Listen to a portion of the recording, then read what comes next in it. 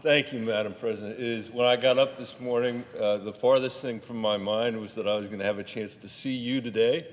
And since I am seeing you today, Madam President, I want to say thank you. I want to say thank you for your role in this administration, in leading the Biden administration to make a proposal that was passed in the American Recovery Plan that's going to cut childhood poverty in this country almost in half this year. And what people should know is not only that the president sitting here led that effort at the White House, but she led it from the very beginning, was one of the original sponsors of that legislation. And even though the president's budget has said we ought to make it extended to 2025, I just want to let you know, Madam President, that we're still fighting here to make it permanent, and I think we should make it permanent. We've already had, this isn't why I'm here today, but we've already had Columbia University tell us that there's going to be an 8 times annual return on the investment that we make as part of the recovery, because instead of mitigating for the problems of kids in poverty, we will actually be eliminating poverty for almost half the kids in this country, for millions of American children. And not only that, over 90% of American kids are going to benefit from this Biden-Harris tax cut that's in this package. So I just want to say thank you for that, and we got to keep working on it. And I agree that it ought to be extended for years and years and years. For me, that means permanent. We're going to keep trying to do that. So thank you, and thank you for leading on the issues that we're here to talk about today, because this is the moment that we are challenged in ways that we've never been challenged before. 5 months ago, Madam President, a violent mob stormed this floor. 5 months ago, trying to stop the peaceful transfer of power from one administration to the next. And they took us out of this room, and they took us to one of the Senate office buildings. And I was watching the televisions as I was there, and all I could think about was, what's the rest of the world thinking about when our Capitol is being stormed? By a violent mob of our own citizens. By a violent mob of our own citizens. And not just what our adversaries are thinking, not what is Russia thinking, what is China using with this footage, what are the Iranians going to do with this footage, but what are people like my mom and her parents, who were Polish Jews who survived the Holocaust, and after making it through one of the worst moments in human history, were able to rebuild their shattered lives in this country, in the United States of America. And to think about similarly situated people all over the planet for whom this is the greatest hope still for freedom and for liberty, for democracy itself. That's what's at stake, at least as far as I'm concerned, in this debate. And I know the president understands this well, and I hope others understand this well, that even before January 6th, our democracy was under attack. It was under attack as a result of gerrymandering. It was under attack because of the way special interests control the agenda on this floor and down the hall. It was under attack because of voter suppression that nobody in the 21st century imagined we'd ever see in our country again. Not to mention the fact of Citizens United, which unleashed the floodgate of money of billionaires to control our political system. This is an effort to separate the American people from their exercise in self-government. It's an effort to destroy the American people's confidence in their exercise in self-government. And making it harder for people to vote is a huge piece of this puzzle. Now, this isn't the first time in our history that we've been confronted by this kind of stuff.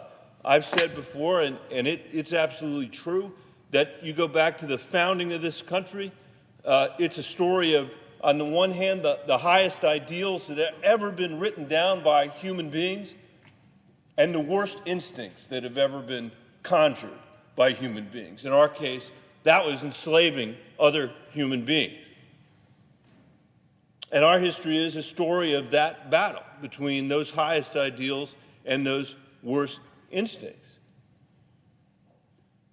And every single time, Americans have stepped up and they've found a way to make our country more democratic, more fair, and more free. Small d democratic. And that's what we have to do again. That's our job now, because today, in ways that were unimaginable to me when I was in college, except when I read it in the history books, anti-democratic forces are stronger than any time since Jim Crow. And it's true. That's a fact. What I was reading about in the 1980s, about laws that had been fought against in the 1960s, they're back in 2020.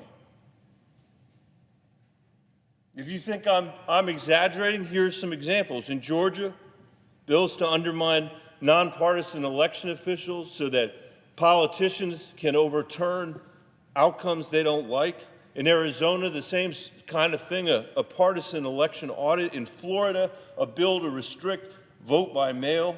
State legislators attempting to give themselves the power to toss out an election, as I said, that they don't like. These are laws all across the country. There are 250 or so of these laws that are being passed. And by the way, not a single one of those is being passed with a Democratic vote, a vote from a Democrat. In 250 legislatures. And you know what else doesn't exist in any one of those legislatures? The filibuster does not exist in any one of those legislatures. We need to stand up for our democracy. And that's why we need to pass the For the People Act. The bill includes common sense reforms that are broadly supported by the American people. We know these reforms work because they've worked in Colorado, where we've banned gerrymandering. We have automatic voter registration. We have early voting. We have vote by mail. We have increased election security. This is all nonpartisan. This is all common sense. This wasn't done by Democrats. It was done by Republicans and Democrats working together. What's the result? We have the second highest voter turnout rate in the country, 72%. I'm so sick and tired of saying that. I want us to be number one so that I don't have to hear from Senator Klobuchar how Minnesota is number one. I come here and I have to say we're number two. That's not good enough. We need to be number one. But if we had this across the country, the agenda in Washington would look more like what the American people actually sent us here to do. So this isn't just about voting rights, although that's very, very important. It's not just about elections, that's very important. But we could finally probably create universal health care in this country, improve our schools, make sure that we had an economy that when it grew for everybody, not just the top 10%. We'd probably stop spending our time cutting taxes for the wealthiest Americans when our income inequality has never been higher. Although, now that I mention that, I realize because of the President's leadership and President Biden's leadership, we've actually already started to do that. Because we've cut taxes now for the vast majority of Americans because of the work that they've led. We could change the destiny of America. That's what we could do. And that's what this exercise in self-government is about. We can show that we can compete with the communist government in China and send a signal to people like my grandparents all across the world that American democracy is stronger than ever and that they should trust it, they can count on it, and maybe get a piece of it for themselves, that we remain a beacon of freedom and self-government, and that we remain committed not to our worst instincts, but to our highest ideals. I'd encourage my colleagues on both sides of the aisle to support this legislation. And with that, I thank my colleague from North Carolina for his indulgence, and Madam President, thank you very much for yours as well. I yield.